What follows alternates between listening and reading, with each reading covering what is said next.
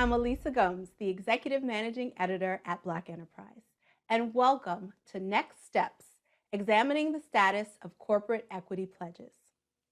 Since the racial justice reckoning of 2020, hundreds of corporations have pledged billions of dollars to address the racial disparities that have long existed within corporate America and in America at large. But are they living up to their promises? That's why we're here today to evaluate how major companies are fulfilling the commitments they made. Joining us are three professionals with unique insight on where we stand in terms of spending those dollars and executing on those initiatives. First, we have Alice Rodriguez, Head of Community Impact at JPMorgan Chase, which made a $30 billion racial equity commitment in October 2020 to close the wealth gap. Welcome, Alice. Thank you. Happy to be here. We've also got Tony Waller, Vice President of Constituent Relations and Racial Equity at Walmart, which made a $100 million commitment in June 2020 to create a new center on racial equity. Hi, Tony. Hello there. Good seeing you. Good to see you too. And finally, we have William Michael Cunningham, the CEO of Creative Investment Research, a consulting firm that researches impact investments and has been tracking corporate racial justice pledges. Hi, Bill. Hi, how are you guys doing? Thank you for the invite. Delighted to be here. Thank you all for being here. Alice and Tony, I'd like to start with you. If you could take us back to the conversations that were happening in your respective organizations post George Floyd, how did you settle on what the company's response should be in terms of what issues you wanted to address and what impact you wanted to have? Alice, can you start us off? Yeah, happy to. So as everyone recalls, there was just so much social unrest during that time, that horrific tragedy that happened with George Floyd. The organization was really looking at that spotlight that was put on the entire world. And we started to ask ourselves, are we doing enough? We have been focused on racial equity in the past. We've had different programs, but was it really enough? So many of the lines of businesses got together and just started to reevaluate the strategy that we had. And after several months, working with a few consulting groups, working internally on all the programs that we had, they made a decision to go with a $30 billion racial equity commitment. Again, taking a lot of consideration to what we had done and what we believed that we could do even more. And the whole focus was around advancing racial equity. And specifically what that meant to us was really looking at the key drivers of wealth creation in this country: home ownership, affordable housing, entrepreneurship, and financial health. And what we believe would really be different about this commitment was it would be business-led. So my organization was created, Community Impact, and we have two primary functions. The first is really to govern the $30 billion racial equity commitment, ensure that the businesses do what they said they were going to do, ensure that we have the right reporting, the right transparency, et cetera. And the second is to really take that $30 billion racial equity commitment and make it local, make it very specific to the communities that we serve. And there's a big tendency at times when you're a big national company to come out with these types of commitments, but we wanted to make sure that at a local level, our communities knew what that meant to them. Tony, what were the conversations like at Walmart? They were very hard. They were very hard conversations because one of the things that we had to face up with was the fact that what we saw happening back then was nothing new.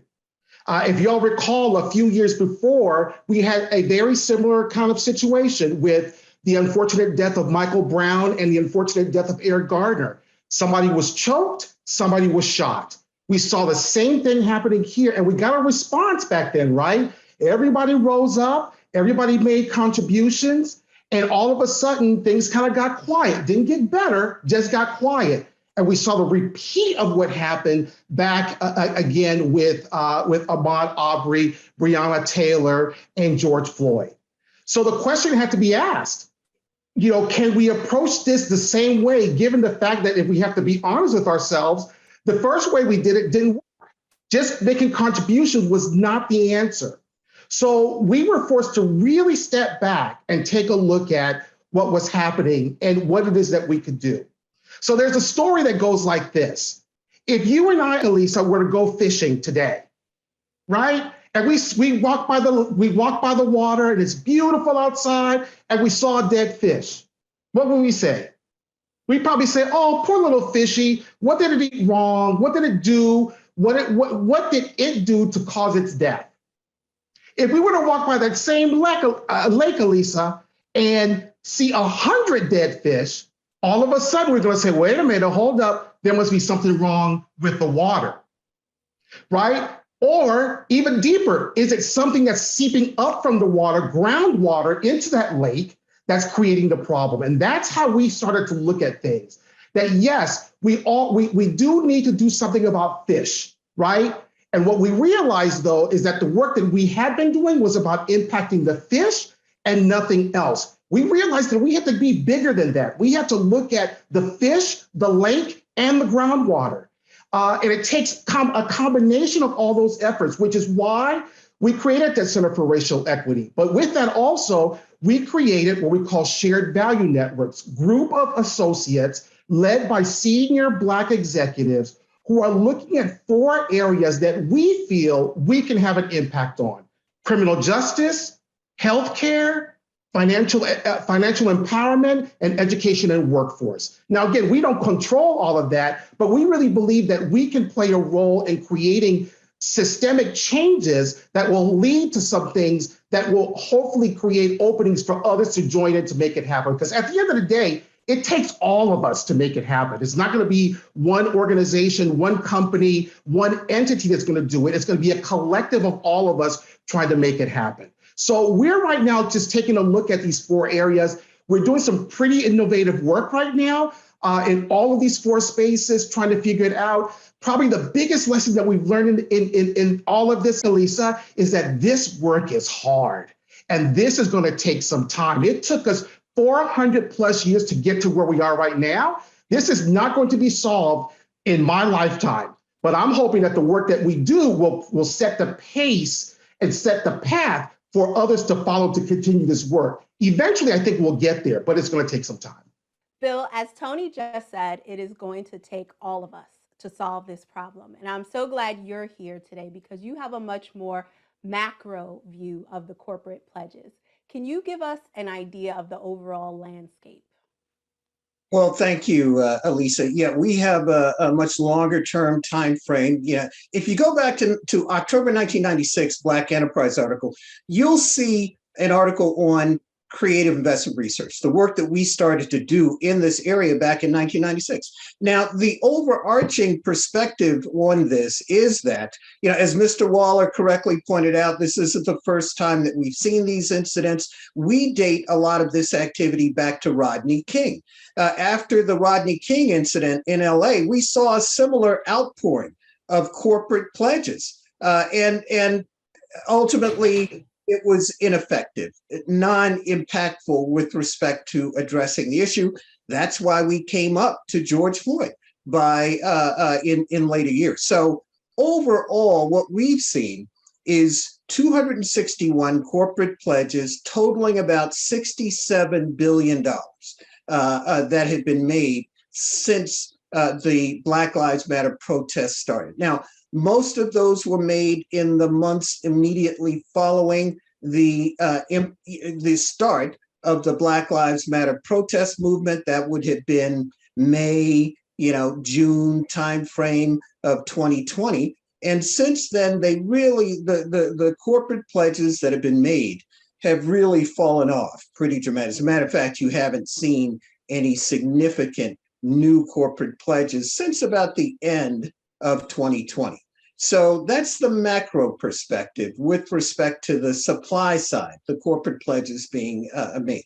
On the demand side, one of the things that I will say that we are optimistic about certainly are the efforts that we've seen on the part of both Walmart and JPMorgan, recognizing that they need to take a new more deliberate corporate approach to the allocation of some of these pledges. We are still, and by the way, we've also gone through the 261 pledges and ranked the firms that have made those pledges top to bottom, top to bottom. And, we're glad to see these efforts. We think that this development is very good with respect to the intentionality.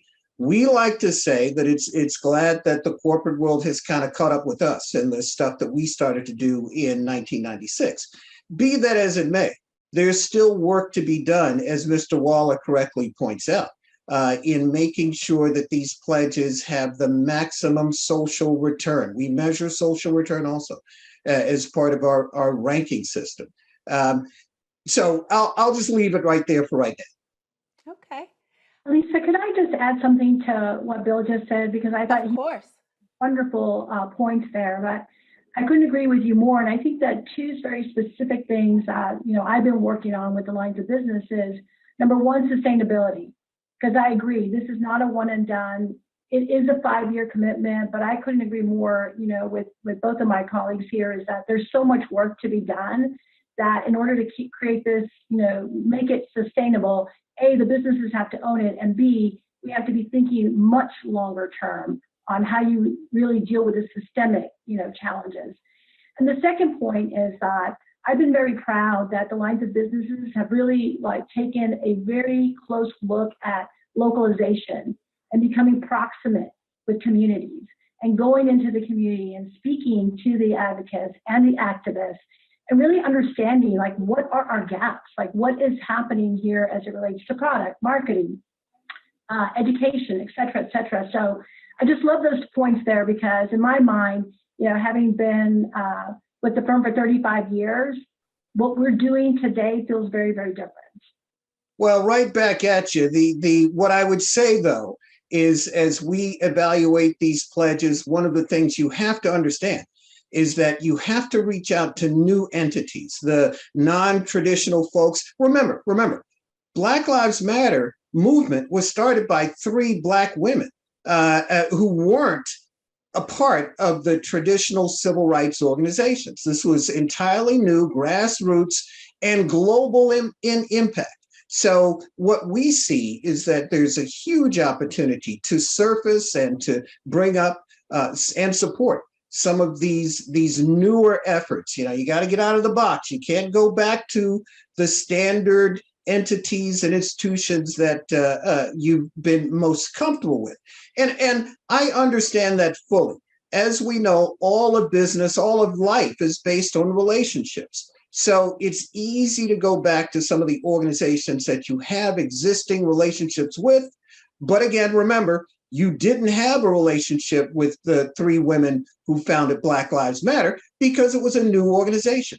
We see all type of new innovations that are springing up in this area. We also see that they are not quite as well funded as they should be, because as part of our database, in addition to looking at the 261 corporations making the pledge, as you know, we also look at the entities that are receiving the pledges.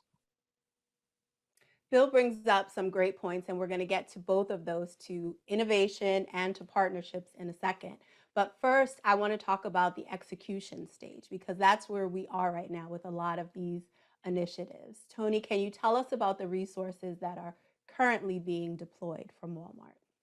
So as we're looking at these, again, the 4 areas, criminal justice, healthcare, financial empowerment, and education and workforce, we are looking at what are the areas that we really can have an impact with, and then turn around and figure out what are the things that we can put in place that can actually start creating movement. So as an example, one of the things that we're working on right now is on the criminal justice space when it comes to second chance employment, helping people to get back into the workforce after they have paid their dues. The one big thing that we have learned in the process is that giving somebody a job is not enough.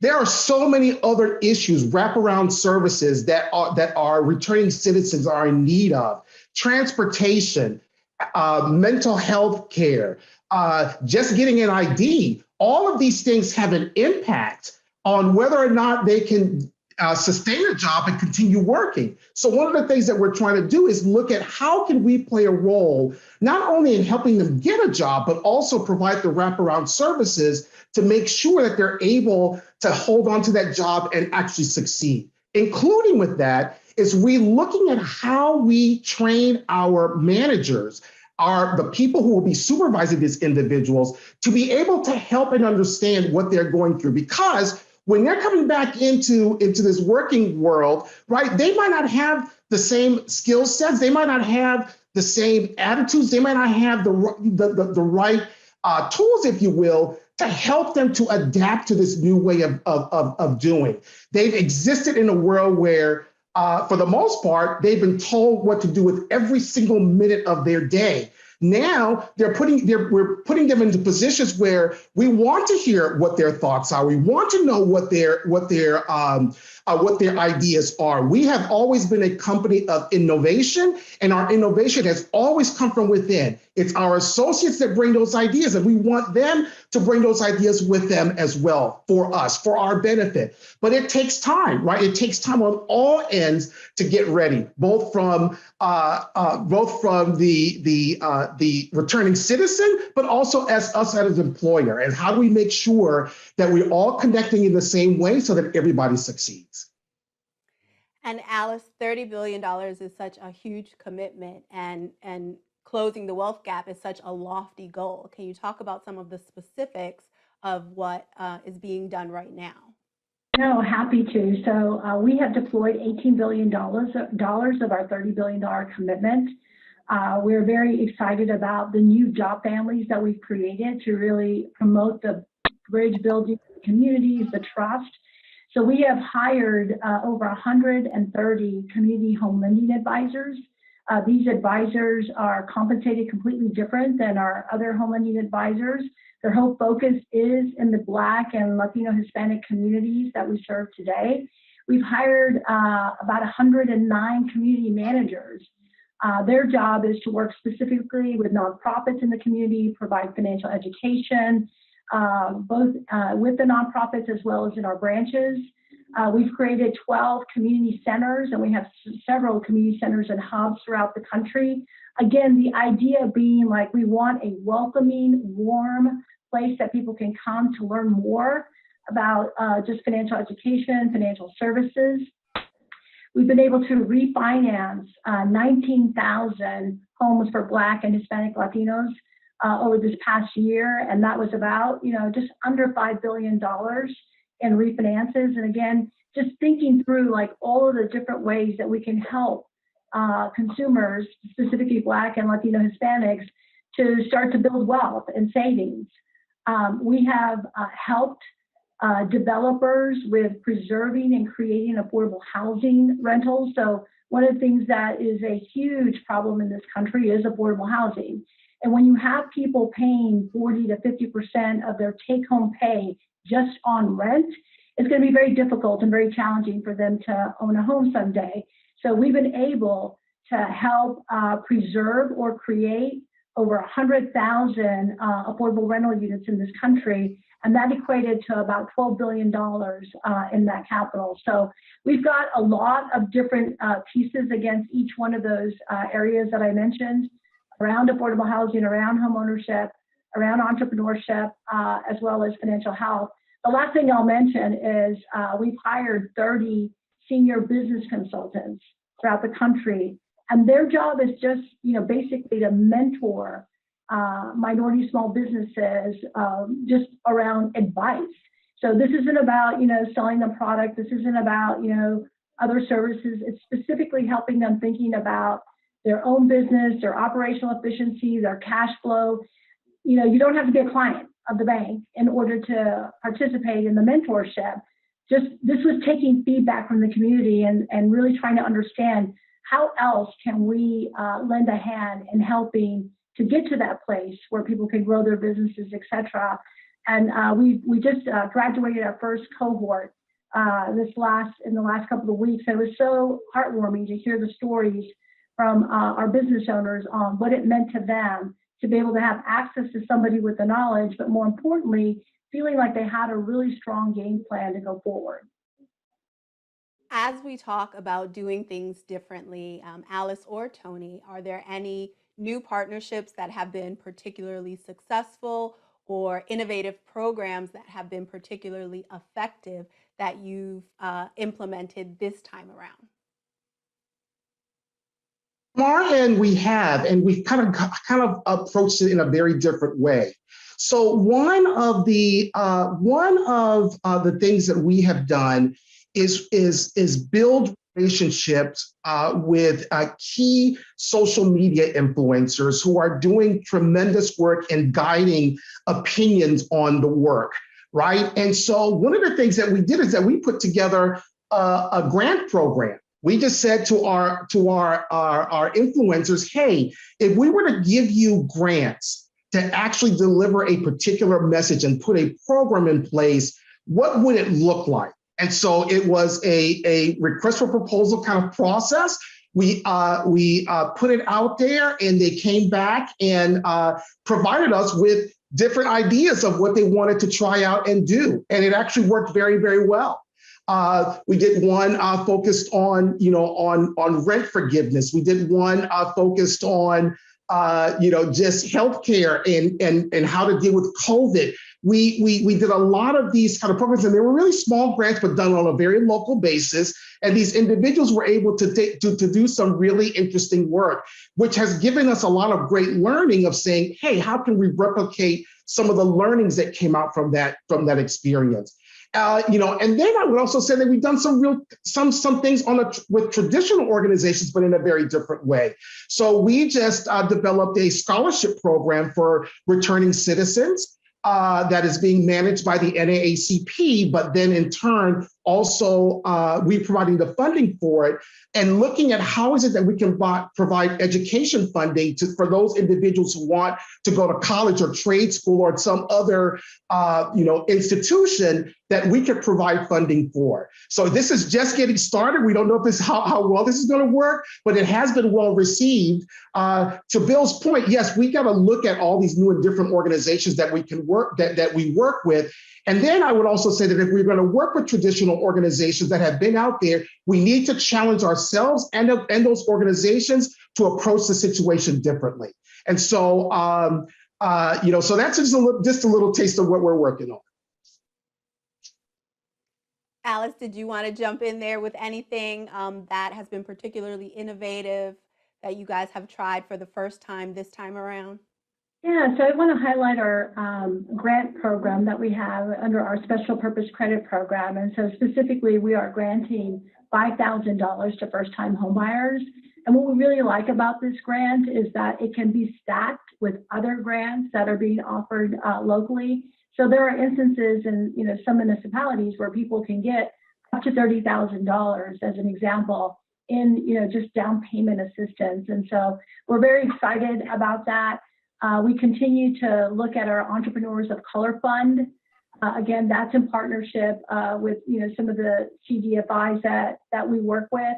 And we continue to look at things that other partners out there are doing, whether it's a fintech or whether it's a nonprofit, because I do think that one of the things that this whole initiative has done is really, I wouldn't say force the lines of business, but I would say it really has encouraged them to get a little bit broad in terms of product offering, marketing, etc.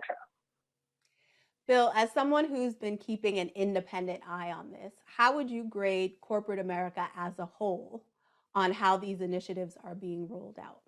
Well, that's a great question. I want to be really careful here in terms of we do have a grade. We have a grading scale. Yes, and what but not individial corporations. How would you grade corporate America? I'll break them up into thirds. I'll break them up into areas. There was an article in Financial Times where I actually went over that.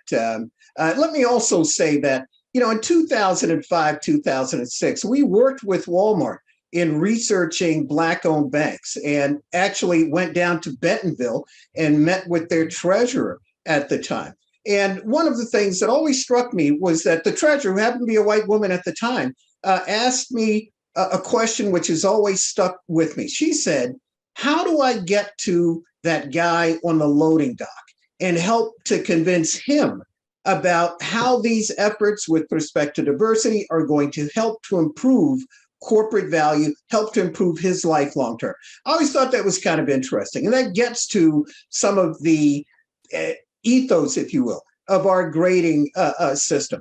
Firstly, let me say that our new research, which we are issuing today, indicates that in terms of the size of the corporate pledges, it doesn't really make that much of a difference with respect to the overall social return and impact. In point of fact, our research conducted by Andrew Tabor, by the way, at Emory University, shows that larger corporate Black Lives Matter pledges actually reduce corporate value. We think that that's because there's a lot of uncertainty as to the efficiency and the effectiveness of these larger corporate pledges. So if you have pledges in the $50 to $200 million zone, those seem to be the ones that add the most to corporate value. Why? Because once again, we think that what the market is saying is that, well, okay, those guys are going to get, and women are going to get those pledges on the ground effectively, efficiently, and quickly. We'll be posting our research soon. So we, to Tony's point, we know that this is a long-term process, and it's going to take time and effort. I'm, again, delighted with the efforts that both JPMorgan and Walmart have made in this area. It really points to a sea change, potential sea change in attitude with respect to the Fortune 500. That brings us to why we're really here, which is measurement. Alice and Tony, how are your companies evaluating the effectiveness of their pledges? What are your metrics for success? Alice? So we have outlined very specific units and dollars to each one of the efforts that I mentioned earlier. And those are tracked, they're reported to senior management, they're reported to the board, they're reported to regulators. And I just want to make a really important point here is that when we made this commitment, it is primarily a lending commitment. Because again, when you step back and you say, how is wealth created in this country? Homeownership rises to the top. Entrepreneurship rises to the top. Long-term savings rises there. And when you think about, access to capital, that is critical, right, for the consumer, for the small business. And the commitment was above and beyond what we did in 2019. In other words, what we lent to Black, Latino, Hispanics in 2019, for each one of these areas that I talked about earlier, we said we're going to do above and beyond that over this 5 years. And so in order for you, right, to have any kind of incremental growth, you're going to look at, as Bill is alluding to, like, do you have the right products? Do you have the right services? Are you doing everything you can from a risk perspective? Is there a way to, open up that risk box? Are there other factors you should be evaluating to really determine one's ability to pay you back, et cetera, et cetera? Like, how do we address the credit invisible? I mean, there's a lot of detail that each one of the lines of business to really look at to say, this is the strategy I'm going to use in order to achieve this commitment. And so we published back in October what our results were in each one of those areas. It's the numbers that I was quoting earlier in terms of, the capital that we've deployed as well as the units that we've deployed. And we're going to continue the same cadence of transparency, of reporting, et cetera. And we believe it's really important to do that because that gets back to my earlier point about the sustainability and the accountability that we want to have of our management team. Tony, can you talk to us about how Walmart is measuring its impact? I love, Alice, what you said, and we're right there. We're right there with you. It's really, for us, has been a couple of things. One, we know that we have to measure things kind of on three levels, right? How are we having an impact on our own associates? How are we having an impact to the communities that we serve? and how do we have an impact, with our customer base, right? So, and all of those will take different kinds of measurements. So looking at how do we are impacting our own associates, right? Part of this whole movement has to be of making sure that we have a more diverse and inclusive workforce where people feel like they belong, right? And making sure that we have that pipeline of individuals who are ready to compete for opportunities, the next level, 2 levels, maybe even 3 levels up. We realized that we had a lot of work to do in that space. And so a lot of our time has been spent putting the right factors in place, the right programs in place to prepare our associates, our diverse and multicultural associates, to be able to compete for those opportunities. So that's one thing. The other thing is just, again, how do we serve our customers and our communities, right? Making sure that the store experience is one that feels right everywhere around. Somebody in a store shopping in a less affluent community, let's say, should feel the same as when they go to a more affluent community. When I walk in, it should feel the same no matter where. And we know the reality is that that's not always the case. So what do we have to put in place to make sure that happens? Additional training, making sure that we have the right products in that store, making sure that we have the right services, making sure that our stores are not just in the community, but of the community, which are two very, very different things. And so one of the things that we're doing is making sure that we take track of what's happening. And somebody mentioned earlier, I think, Alice, you mentioned it, about making sure that we localize that work, right? Because what is needed in Chicago is not necessarily what is needed in Tuscaloosa, Alabama.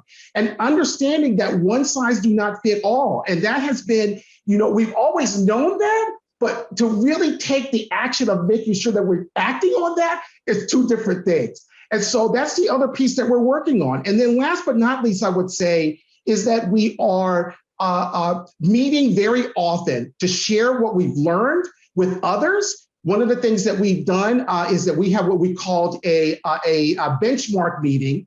Last year was the first time that we did it. It was done in June, about a year after we made that commitment. And it was about sharing with people where it is that we were. It was primarily an internal meeting. We hadn't gone to external yet, but this year, when we do year 2, it will be a very all-encompassing meeting. So we will invite nonprofits, NGOs, other corporations, suppliers that we work with, people who are experts in this space to kind of talk through what we've learned thus far, how far we've gotten, what's worked, what has not worked, what we need to do next. And so, and who wants to join us in this battle, right? Because at the end of the day, like we said earlier, it's going to take all of us to make sure that this thing works. Before we go, I want to get your last thoughts on the action that we can take moving forward from here. How can we all, whether that's as employees, consumers, or citizens, best hold companies accountable so that these pledges don't become empty promises and get other companies involved to commit to the work of racial and economic equity? Tony, you want to start us off? Well, that's a tough question, an easy question, a complicated question, because there's so much that needs to be done, so much work that needs to happen. But I would say this: one, be patient, but at the same time, be persistent. Again, this is not something that's going to happen overnight. But at the same time, we have to keep that energy up. We have to keep asking the questions. We have to keep pushing ourselves to continue making this work move forward. And second of all, each of us has a role to play. And you might not necessarily be involved in the bigger size initiatives, but it's looking at what is happening in your own departments, what is happening on your own teams, and how do we become very intentional about making that environment a very inclusive one where everyone feels like they belong and that they're valued and valid. Alice? What I would add are 3 things. The first is, get proximate with your community and your employees. There are so many listing posts that are so critical, but when you get down on the ground and you talk to the people in the community, when you talk to your own employees, they're going to be truth tellers. They're going to tell you what you're doing well and what you're not doing that well, and that just gets you to be even better. The second is you really need to establish an accountability framework.